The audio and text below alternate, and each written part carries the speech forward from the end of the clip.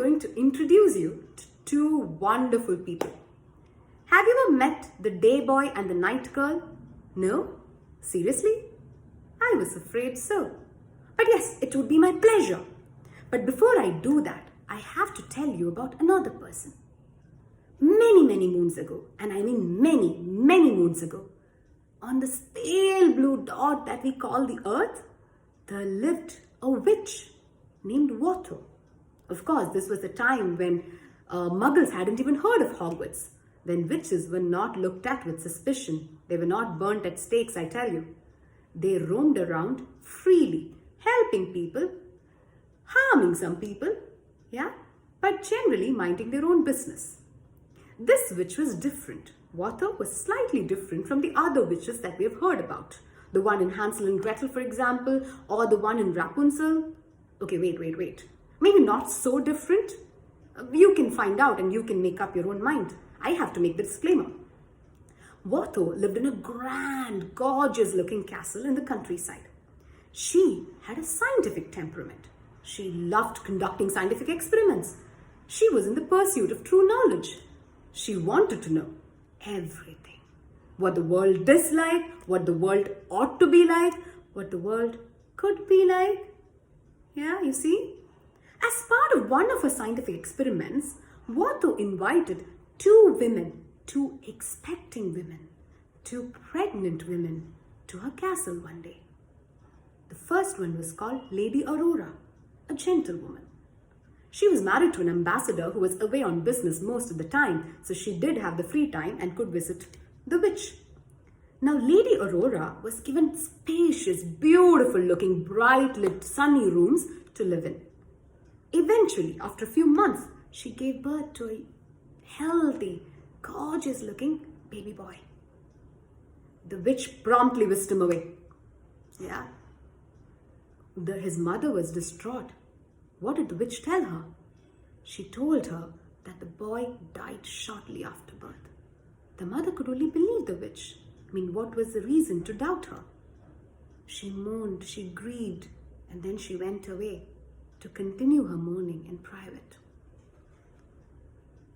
You may wonder, wasn't there one more person? What happened to that person? Yes, there was a second lady. Her name was Vesper. She had recently been widowed.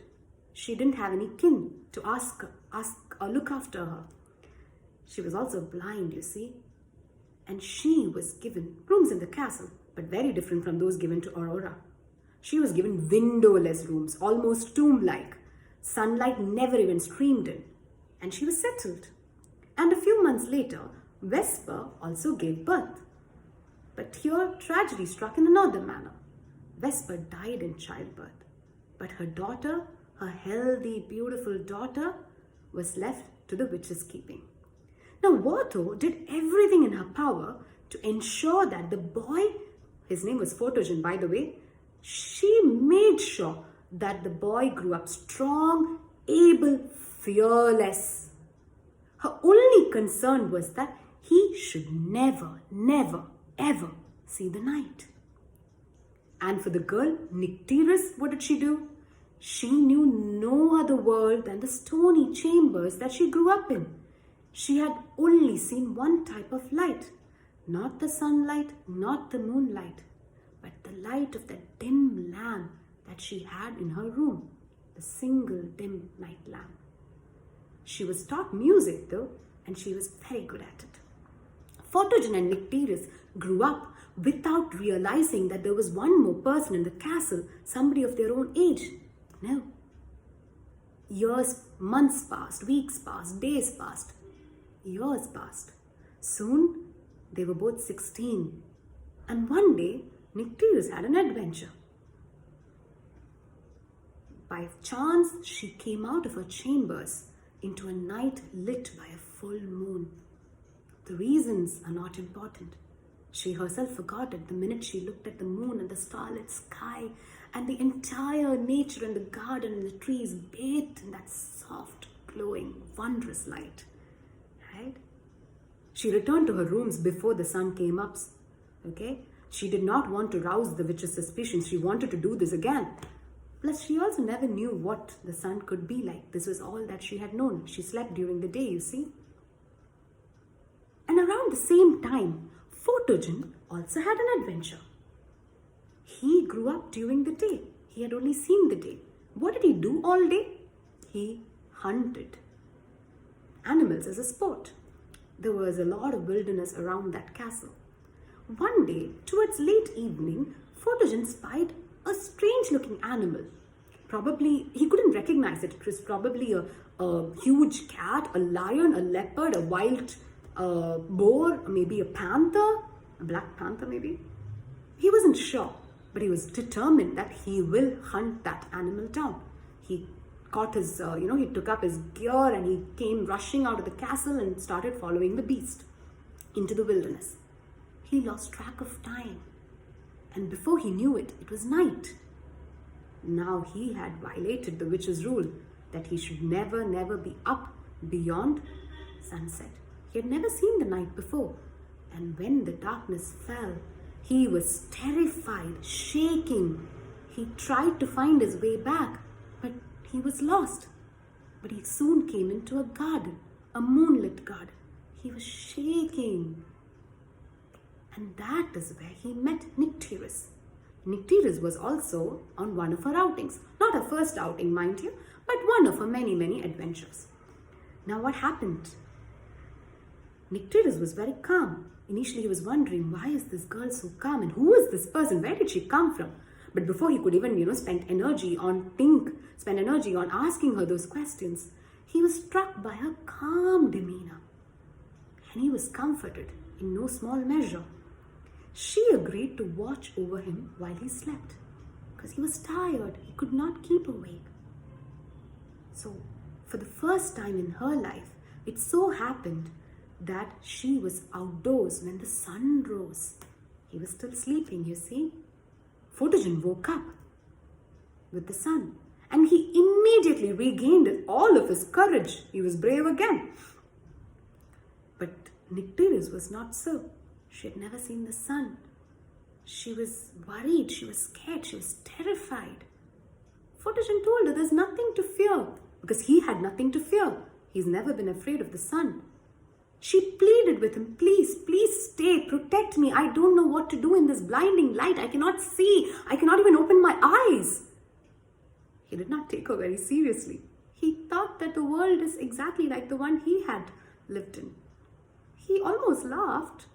He went away, thinking that there was no harm that could befall her. He went back to the castle before the witch could discover that he was out. Nycteris, made of stronger stuff, did manage to find her way back somehow or the other. Now what happened? Photogen was a little ashamed of his adventure that night, not about leaving Nycteris, by the way, but about how he was afraid during the night. He wanted to prove to himself that he was a brave person. So he tries to stay out one more night. He goes out again. He tries to stay up, fails. He was shaken with terror again, but he was not one to give up. He kept on going.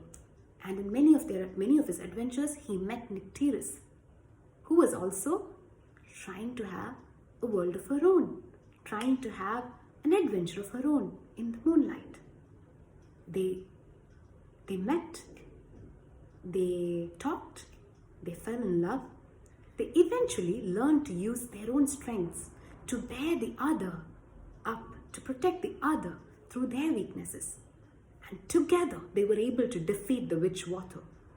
They got married and they continued to rely on, rejoice in each other's strengths, to the point that one day Photogen came to prefer the night and Nycteris came to prefer the day.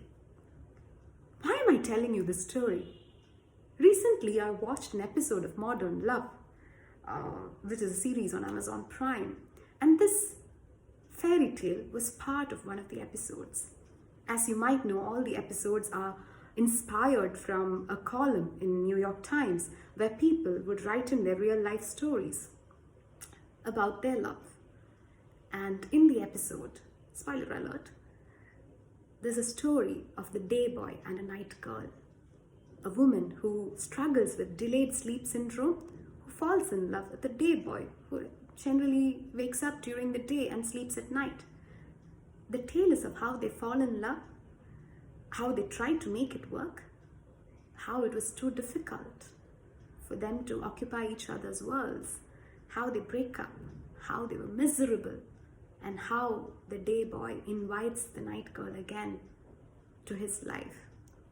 And he says, and I'm going to leave you with that, he says, I think our mistake was trying to occupy each other's worlds. I just want to be near you. Asleep, awake, it doesn't matter. We can see each other in the hours that overlap. Earlier, I lost sight of the fact that in a relationship, you choose to be with someone who is inherently living in their own reality. I miss your reality. Yes, I do. I love your reality. And she tells him the fairy tale of the day boy and the night girl, where a witch raises two children in captivity, allowing the boy to only see the day and the girl to only see the night. And when one day he stays out longer than he's supposed to, and he's terrified of the dark, and where she finds him in the garden, tries to comfort him, tells him how gentle and sweet the night can be, and promises him that she will watch over him while he's sleeping.